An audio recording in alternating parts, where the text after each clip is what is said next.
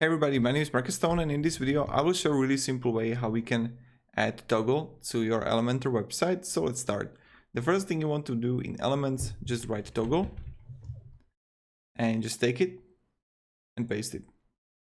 Right now when you got it, you're gonna see like the toggle here, and what you can do is just add the simple item and add another one, and then just simply edit every single toggle. So title and description, this is the way.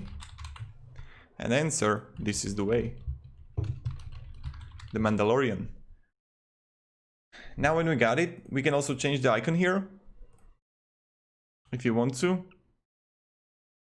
An active icon could be this one here. Pretty simple. Then you can go to style and change the border width and space between of it. I will leave it like this. Then you're gonna see title. You can change the background, the color and everything. Then you can also change the icon color and have it on the right side or on the left side. It's really up to you. And change, for example, the active color. That's what I like to do. So active color is green.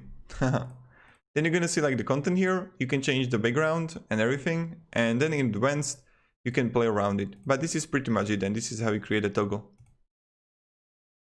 in Elementor. Thank you very much, everybody. I hope everyone have a great day. See ya and goodbye.